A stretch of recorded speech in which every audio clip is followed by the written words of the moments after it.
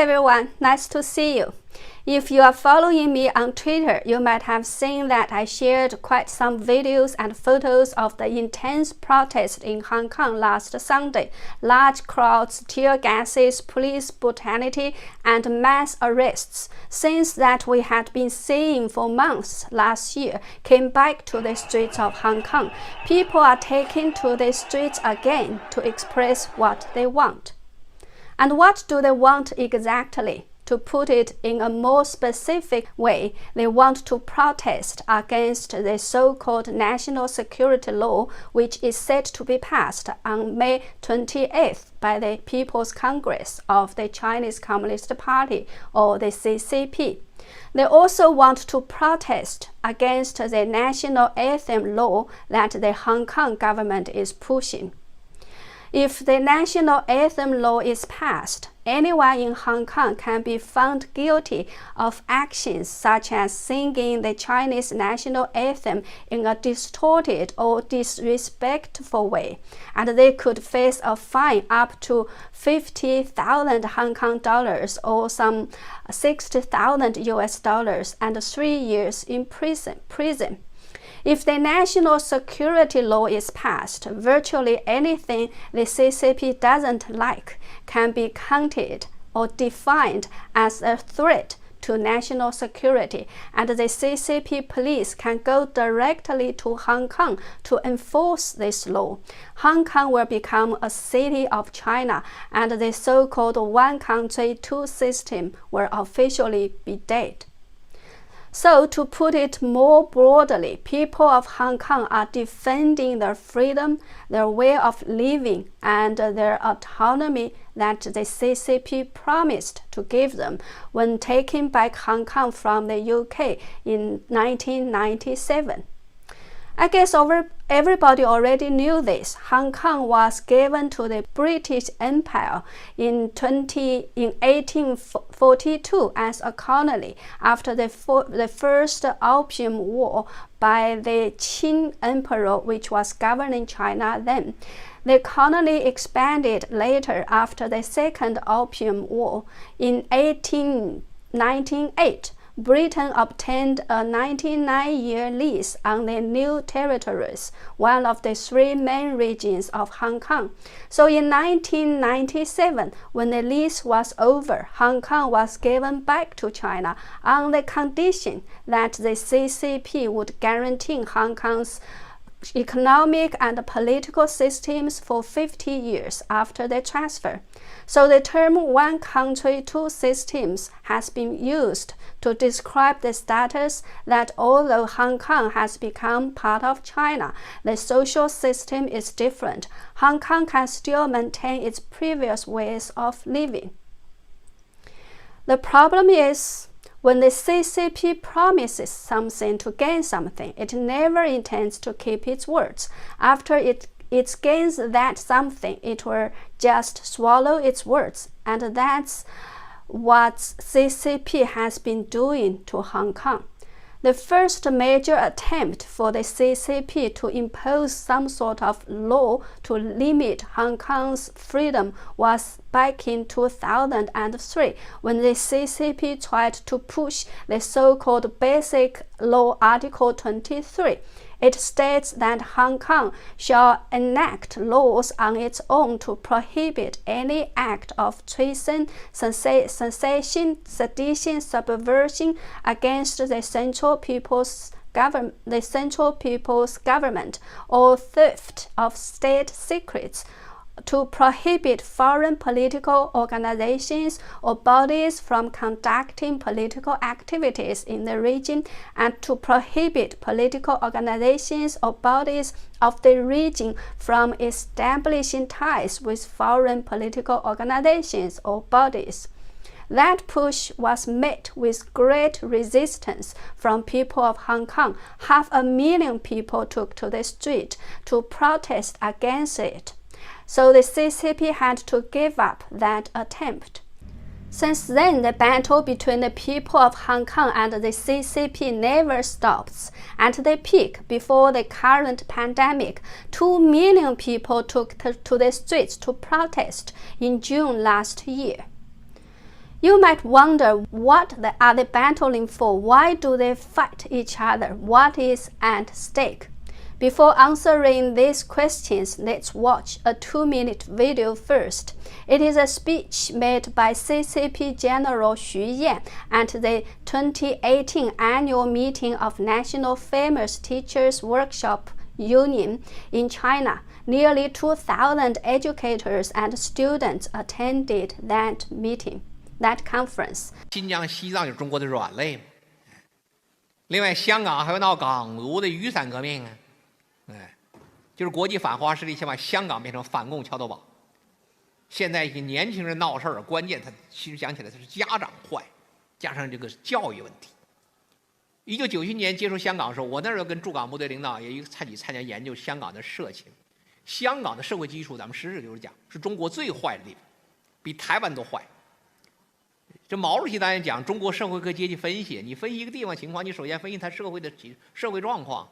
台湾真正反共的人并不多，当地居民80%离共产党无所谓，去的20%很多抓壮丁去的。香港可不一样，香港来讲，1997年咱们接管的时候，当时分析成分，居民成分3个1/3，1/3是香港原住民和他们后代受港英教育，他有点傲气，但是来讲对你大陆还没什么怨恨。1/3是最坏的，1949年、1950年被共产党清算斗争扫地出门跑去的，对你刻骨仇恨，很多人。再有1/3，3年困难挨饿，那边偷渡，对你影响好得了。说香港回归之后就是一个大失误，现在也总结，一切都不变，你不去殖民化怎么行啊？你香港回归这20多年，教材还是用港英国属土公民教材，而且他原来想改教材，家长不让改，说学生坏，年轻人坏是家长坏，不让改教材。现在这20多年还是英国属土公民教材，说现在这些年轻学生闹事儿，他教育糟糕。是教育出了问题了，我觉得现在咱们就是采取措施了。过去我们讲一个大教训，过分强调两制，没强调一国呀。去年咱们新特首林郑月娥上来之后，就2件事干得好。第一件事，那占中闹事的判刑；第二个来讲，从今年开始教材的改，你得用中国公民的教材，你怎么能用英国属土公民教材？但是把这些人教育过来，在座是搞教育都清楚吗？把这些人教育过来，可不是1年2年能办到的事儿。这个教育还是个长期的问题。I have to say that this short 2-minute speech tells us a lot. That's how the CCP looks at the people of Hong Kong, and that's also how the CCP looks at the people of the free world. At the deepest level of CCP's conscience or subconscious, any human being who thinks differently, who cannot be controlled, is an enemy of the CCP. They don't accept people who have different values or who cannot be turned into their slaves. That's why ever since Hong Kong was transferred to the CCP has been feeling that this place and the people of this place are like a thorn in its back. For example, after the CCP decided to crack down on Falun Gong, a peaceful meditation and self-improvement system in 1999 in China, and threw hundreds of thousands of Falun Gong practitioners in jail or murdered them by harvesting their organs, you virtually cannot see any Falun Gong practitioners publicly practicing Falun Gong exercises in China anymore, although many of them are still practicing at home. So the CCP can declare victory over Falun Gong. However, in Hong Kong, Falun Gong practitioners can still be seen everywhere, and they actively organize all sorts of activities to raise awareness of the persecution in China and to expose the CCP's anti-humanity crimes. So, this is also a thorn in CCP's flesh. Another thing the CCP hates very much about Hong Kong is that Hong Kong still has the freedom of speech. Many books and publications that criticize the CCP or talk about the crimes and scandals of the CCP leaders can be published and sold in Hong Kong, and many mainland Chinese people especially travel to Hong Kong to buy them and then take them back to China. The CCP has made such tremendous efforts to control information and free speech in China, so how can it allow this to happen in Hong Kong? That is why the CCP cannot wait for 50 years to turn Hong Kong into a colony of its own. On the other hand, people of Hong Kong have enjoyed freedom and prosperity as part of the free and civilized world. They cannot bear to have their freedom taken away.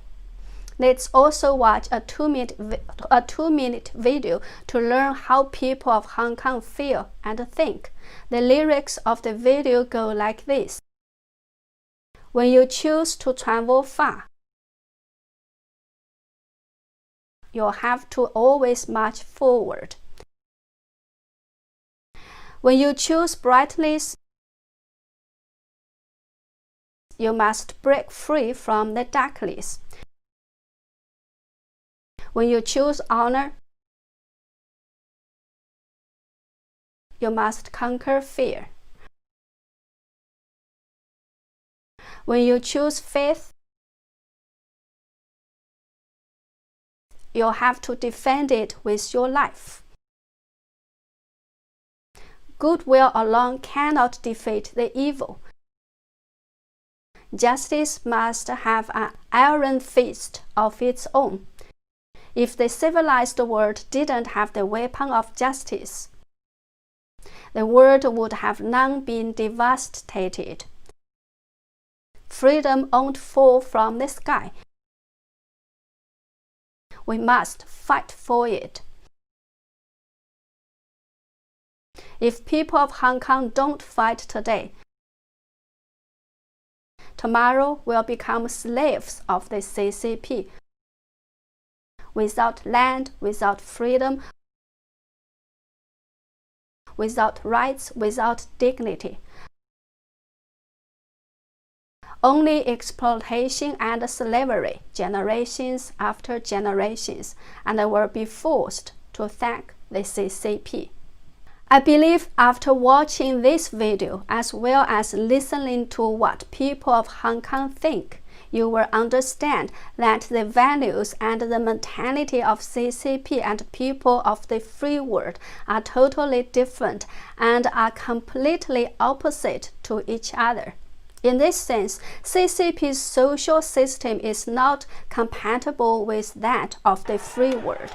Although people in the free world might think we can coexist with the CCP doesn't think that they can coexist with the free world. That is the fundamental reason why they must kill the one country, two system in front of the entire world. Another question to ask is, why did the CCP choose to push this agenda now? On May 22nd, the day when the CCP announced that it would push forward the national security law, CCP's mouthpiece, the People's Daily, published an article saying that Hong Kong must not be allowed to become a loophole in terms of national security. On the following day, May 23rd, the People's Daily published another article saying that the anti-China politicians in the West are recklessly interfering with Hong Kong's affairs because of the national security loophole in Hong Kong, so the central government cannot allow an undefended Hong Kong to exist anymore. We can say that these are the official explanations of the CCP. Other unofficial theories are: 1. To divert attention. Forced with mounting pressure from the international world of holding the CCP accountable for the pandemic, the CCP desperately needed something to divert attention. If they succeed in Hong Kong, they win. It's a bonus for them. Even if they don't succeed in passing the law, they are still successful as they've opened another battlefield to divert the world's attention.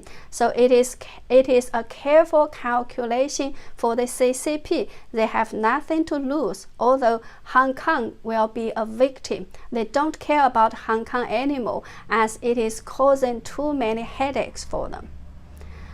The second theory is to prevent the potential disgraceful failure in Legislative Council election. We know that Hong Kong will soon have its Legislative Council election, that is in September this year, only about 3 months away. In last year's local election in Hong Kong, as well as this year's Taiwanese presidential election, pro-CCP figures or parties lost very badly and disgracefully. People regarded both elections and referendums on the public's choices. Both people of Hong Kong and Taiwan voted a big fat no for the CCP.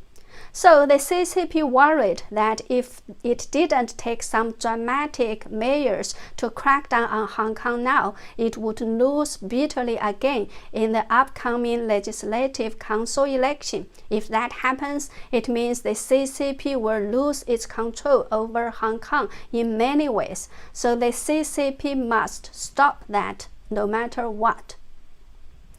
And my own theory is that it is pointless to try to figure out why and how the CCP would do something, as CCP's mentality is not something that normal human beings can fathom. Why do I say so? When anything is created, it is given a purpose or a mission. For example, when we create a cup, we want to use it to drink water. When we created a pen, we want to use it to write. When the evil specter of communism was created, it was given a mission to destroy mankind, period. So while we would imagine that a normal government, a normal political party in a normal society would consider social consequences when making decisions, the CCP won't. I doubt sometimes the CCP leaders, when controlled by the evil specter behind them, cannot help themselves from doing evil or mad things. I think we have already seen enough examples of this. Therefore, instead of trying to figure out what is in the CCP's mind, we should first see through its evil nature, then accept the fact that it cannot be changed for better, and then act proactively to stop it from doing more evil and to defeat and remove it from this planet of ours. If we don't, if we let the CCP get away with creating such a tremendous catastrophe for mankind, what else would the CCP not do? If we allow the CCP to kill Hong Kong's freedom, its next target will be Taiwan and the world. Okay, that's all for today. Truth, even inconvenient, does save lives. Please subscribe to and share my channel. Thank you. See you next time.